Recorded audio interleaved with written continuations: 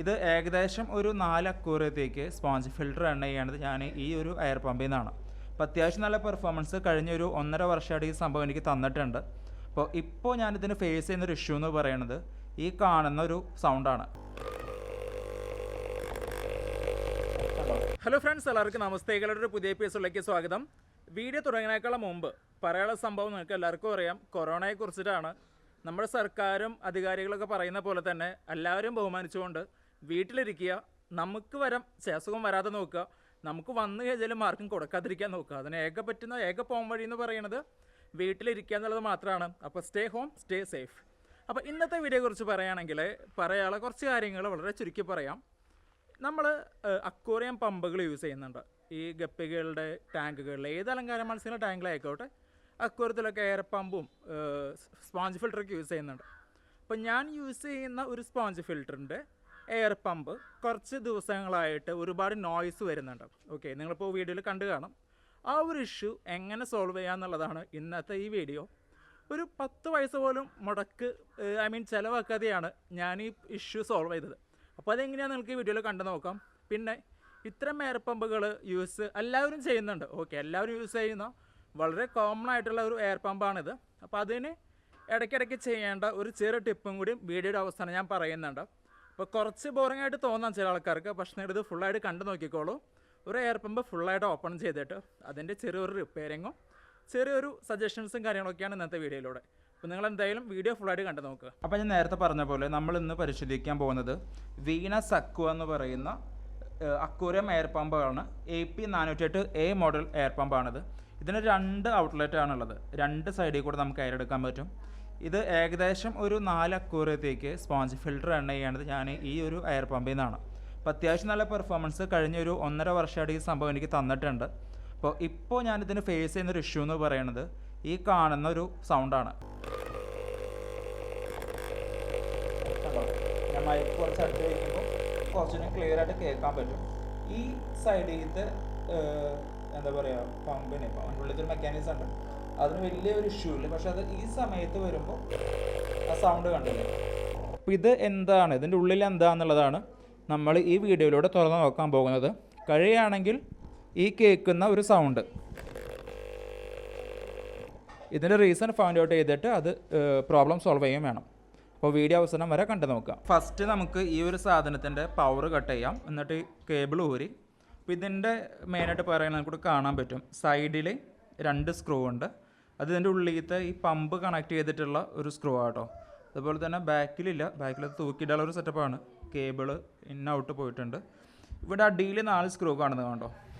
ഈ കാണുന്ന 4 സ്ക്രൂ ഊരി കഴിഞ്ഞാൽ നമുക്ക് ഈ സംഭവം സെപ്പറേറ്റ് ചെയ്യാൻ പറ്റും. അപ്പോൾ ഞാൻ ഊരിയിട്ട് കാണിച്ചു തരാം.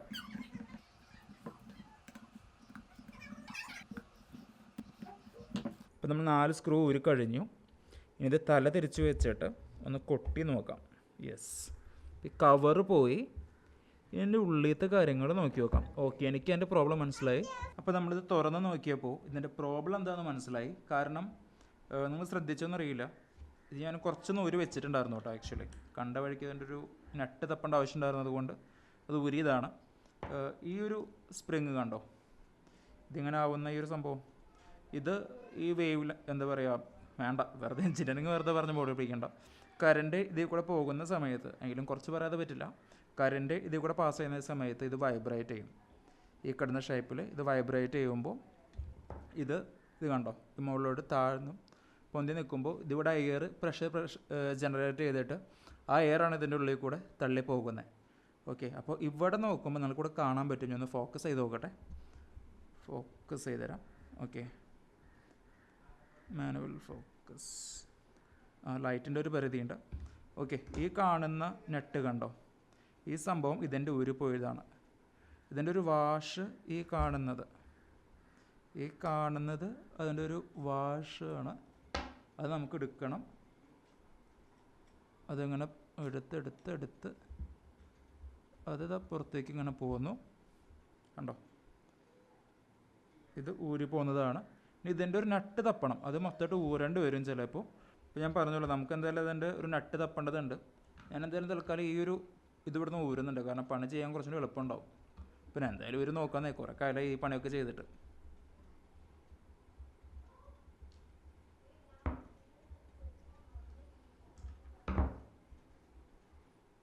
അത് ഊരിക്കഴിഞ്ഞാൽ ഈ സംഭവം ഇങ്ങോട്ട് തള്ളി വരും എന്നൊക്കെയാണ് എൻ്റെ ഒരു പ്രതീക്ഷ കേട്ടോ. നോക്കിയാവട്ടെ. ഓക്കെ, അത് തള്ളിപ്പോകുന്നു. അപ്പോൾ അത് സെപ്പറേറ്റ് ആയിട്ടുണ്ട്. വാഷർ അടിയിലുണ്ട്. ഇതൊക്കെ ഇങ്ങനെ തുറന്ന അവസാനം ഫിറ്റ് ചെയ്യുമ്പോൾ വർക്ക് ചെയ്താൽ മതിയായിരുന്നു കേട്ടോ. ഇത് വേറെ തമാശ. എന്തായാലും ഇത് തുറന്ന സ്ഥിതിക്ക് മൊത്തമായിട്ട് അഴിച്ച് പണി നടത്താം. അതല്ല അതിൻ്റെ ഒരു രീതി. അപ്പോൾ അത് ഊരി ഇവിടെ നിന്ന് ഒന്ന് തള്ളുന്നു, അത് സെപ്പറേറ്റായി. ഇത് വലിച്ചു, ഇത് പൊക്കി, അത് പോന്നു. ഇപ്പോഴും അതിൻ്റെ നട്ട് ഇതുവരെ കിട്ടിയിട്ടില്ല. ഞാൻ ഒരു നട്ടാണ് തപ്പിക്കൊണ്ടിരിക്കുന്നത് ഇത്ര നേരമായിട്ട്. ഇപ്പോൾ നമ്മൾ ആ ഒരു സെക്ഷൻ ഊരി നോക്കി, പക്ഷെ എന്നിട്ട് നമുക്ക് സംഭവം കണ്ടിട്ടില്ല. ഞാൻ ഇതും കൂടി ഒന്ന് ഊരി നോക്കുകയാണ്. എന്തായാലും ഊരി, ഇനിയിപ്പോൾ അതായിട്ട് ഊരാതിരിക്കേണ്ടതല്ലോ, മൊത്തമായിട്ട് ഊരി നോക്കാം.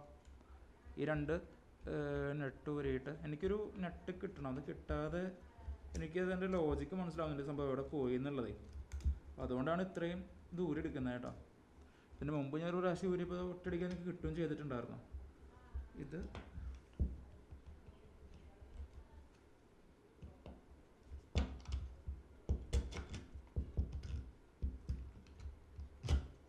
ഇതിൻ്റെ പവർ കൺട്രോൾ സ്വിച്ച്, അതായത് ലോവും ഹൈയും ചെയ്യാനുള്ള സ്വിച്ചാണ്.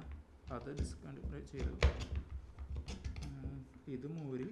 അപ്പോൾ നമ്മൾ ഇതിൻ്റെ മൊത്തം സംഭവങ്ങൾ ഊരി നോക്കി. ഇതിൻ്റെ പവർ ലോയും ഹൈയും ചെയ്യാനുള്ള സ്വിച്ചാണ്.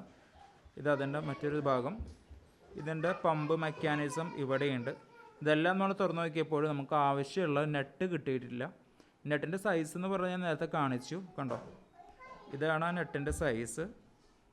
ഇതിങ്ങനെ ഒട്ടിപ്പിടിച്ചിരിക്കാറുണ്ട് പലപ്പോഴും, മാഗ്നറ്റ് ആയതുകൊണ്ട് തന്നെ ഒട്ടിപ്പിടിച്ചിരിക്കാറുണ്ട്. പക്ഷേ ഇത് മൊത്തം തപ്പിയിട്ടും നമുക്ക് ഈ നട്ട് കിട്ടിയില്ല.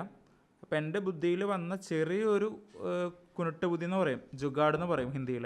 അതെന്താ വെച്ച് കഴിഞ്ഞാൽ ഈ 2 സ്ഥലത്ത്, ഈ കാണുന്നില്ലേ, ഈ 2 സ്ഥലത്ത് ആണ് ഈ 2 നെട്ടുകൾ ഉണ്ടായിരുന്നത്. അപ്പോൾ ഇതിൻ്റെ നമ്മൾ ഒരെണ്ണം മാത്രം ഫിറ്റ് ചെയ്ത് കഴിഞ്ഞാൽ ബാക്കിയുള്ള സ്ഥലത്ത് അവിടെ നിൽക്കുമോ എന്നുള്ളൊരു പരീക്ഷണം ചെയ്ത് നോക്കാം.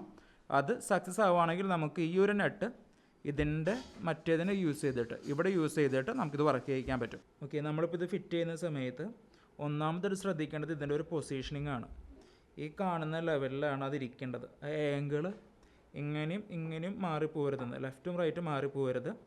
രണ്ടാമത് വരേണ്ട ഒരു കേസ് എന്താ വെച്ച് കഴിഞ്ഞാൽ ഇതിന് ഒരു ഹോളുണ്ട്, അതായത് എന്താ പറയുക, സ്ലോട്ടുണ്ട്. ഈ സ്ലോട്ടിൽ ഇവിടെ വെച്ച് നെറ്റ് ഈ പൊസിഷൻ ഇവിടെ വരണതും ഇവിടെ വരണതും തമ്മിൽ ലെങ്ത്തിൽ വ്യത്യാസം വരും. ഏകദേശം ഒരു 2-3 mm വ്യത്യാസമുണ്ട്. അപ്പോൾ അതെന്തിനാണെന്ന് ചോദിച്ചു കഴിഞ്ഞാൽ, ഫോക്കസ് അവിടെ, ഇവിടേക്കുള്ള പൊസിഷൻ ഇത് തൊട്ടില്ല എന്ന ലെവലിൽ ഇരിക്കാൻ വേണ്ടിയിട്ടാണ് ഈ ഒരു സ്ലോട്ട് കൊടുത്തുള്ളത്. അപ്പോൾ നമ്മളിതിൻ്റെ ഒരുപാട് ആലോചിച്ച് എന്താ പറയുക, തല പതിക്കേണ്ട ആവശ്യമില്ല. ഈ ഹോള് കാണുന്നില്ല, ഈ സ്ലോട്ടിൽ നട്ടിൻ്റെ ഒരു മാർക്കിങ് കാണുന്നുണ്ട് ഈ ഒരു ഭാഗത്ത്. ആ ഒരു ലെവലിൽ നട്ടിട്ട് കഴിഞ്ഞാൽ അത് കറക്റ്റായിട്ട് കിട്ടും. അപ്പോൾ നമ്മളത് ടൈറ്റ് ചെയ്തിട്ടുണ്ട്. ടൈറ്റ് ചെയ്യാനായിട്ട് ഞാൻ ഈ കാണുന്ന പ്ലക്കഡ് എന്ന് പറഞ്ഞ ഈ ഒരു സംഭവം വെച്ചിട്ടാണ് നമ്മൾ പിടിച്ച് ടൈറ്റ് ചെയ്തത്.